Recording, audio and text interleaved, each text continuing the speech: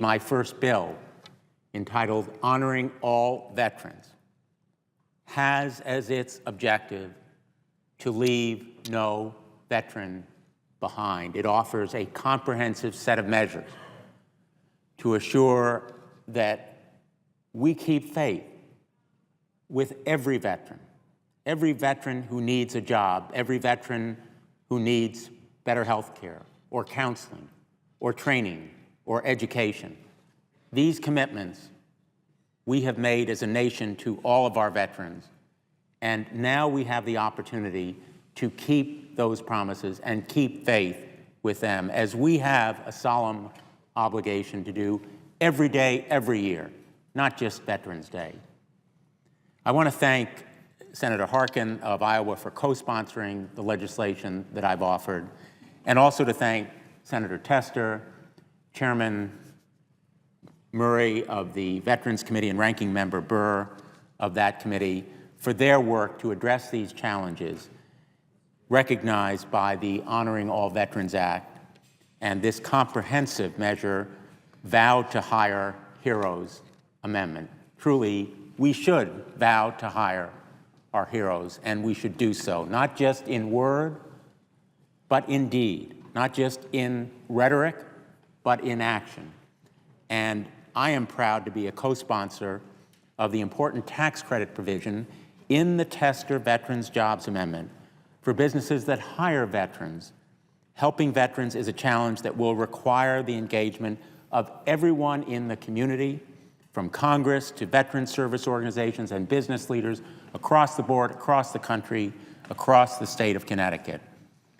At a recent Veterans Hiring Forum I hosted in Connecticut, I heard firsthand the challenges in veterans recruitment and what innovative companies like United Rentals are doing to hire skilled and talented veterans. In this symposium, in that setting, they provided an example of what we can and should do. So I see my co-sponsorship of this amendment as honoring a commitment to push for legislation, to provide incentives for firms to hire unemployed veterans and to make it easier for companies to connect with veterans so they can fill some of the jobs that are now available. There are jobs available, and we should give our veterans the skills they need, skills they may have acquired in part during their service that need to be honed and expanded. And we have that opportunity, and I want to thank all of those senators for championing this measure. My own legislation, Honoring All Veterans Act, allows a veteran to take the Transition Assistance Program, known as TAP, an interagency workshop coordinated by Departments of Defense, Labor, and Veterans Affairs for up to 1 year after separation at any military facility. The bill before us makes participation in the TAP program mandatory. Low participation rates in this program are especially concerning, as junior members tend to be those most in need of the services provided by TAP and the benefits available through the VA. For many skills, such as simple skills, writing resumes or interviewing, have never been needed or learned before, and not having such skills, not knowing how to interview or write a resume, puts them at a severe disadvantage when they are attempting to enter and succeed in the workplace after they exchange their military uniforms for civilian clothes. Section 222 of the Vow to Hire Veterans Act authorizes an assessment of the equivalence between skills developed in military, occupational specialties, and qualifications required for civilian employment with the private sector. I always like to say that when you call out the National Guard, you call out the best in America. When you call out the Connecticut National Guard, you call out truly the very best in America.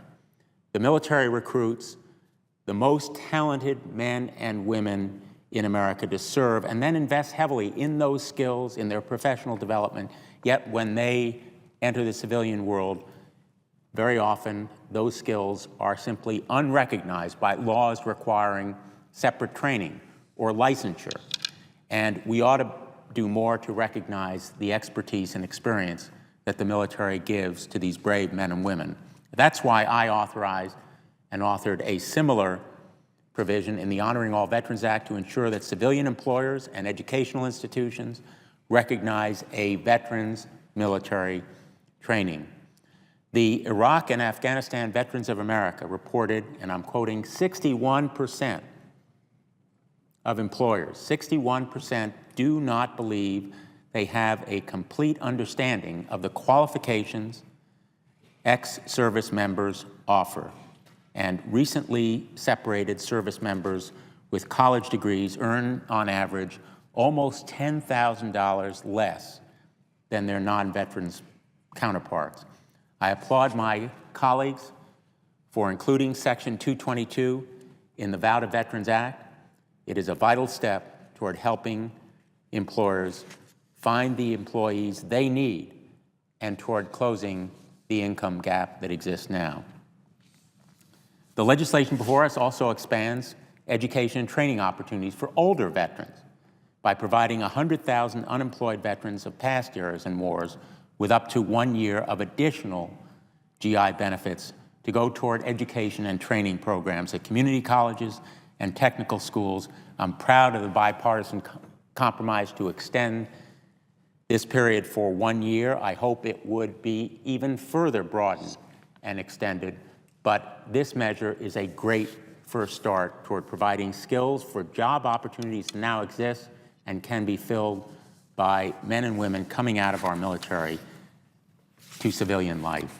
Let me just say finally again, to come back to the Montford Point Marines, I want to thank Senator Pat Roberts, who was with me yesterday at the 236th birthday celebration, and most especially thank the senator from North Carolina, Kay Hagan, who is with us today, for her leadership on this issue. Truly, we can make this Veterans Day special for all of us in this nation if we approve this Congressional Gold Medal to men who step forward to serve and fight when this nation failed to appreciate their service and valor. And now we have the opportunity to make good on our commitments to them as veterans, to all of our veterans in this measure. I am proud to join colleagues on both sides of the aisle in nearing now the number that is necessary to approve that measure, and I hope that we can reach that kind of bipartisan consensus on that legislation, but also on the broader Vow to Hire Heroes Act that can lead us back to the kind of bipartisan approach on so many issues that we need to emulate in this body.